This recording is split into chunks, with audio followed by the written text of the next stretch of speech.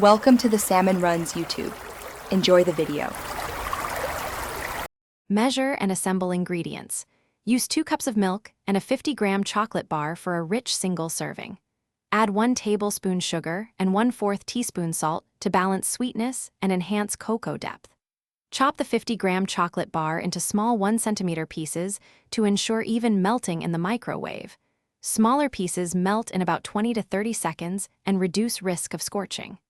Have a whisk, a microwave-safe bowl, and a thermometer nearby for control and safety during heating. Place chopped chocolate and 2 tablespoons of milk in a microwave-safe bowl and microwave for 20 seconds on high. This jumpstarts melting without burning.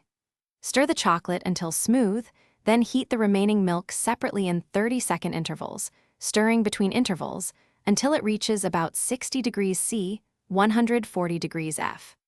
Pour the warm milk into the melted chocolate, then whisk vigorously for 20 seconds until the mixture is fully emulsified, glossy, and thickened. This creates a creamy texture and prevents separation when served. Taste and adjust sweetness with up to 1 additional tablespoon sugar if needed, or add a pinch more salt to lift flavor.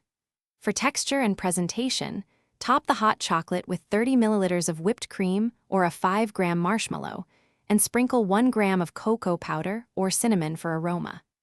Serve immediately in a pre-warmed mug and enjoy at about 60 degrees C for optimal flavor. Leftover hot chocolate can be reheated gently in 15-second microwave bursts while stirring to maintain creaminess and avoid scalding. Thanks for watching. Consider subscribing if we helped you.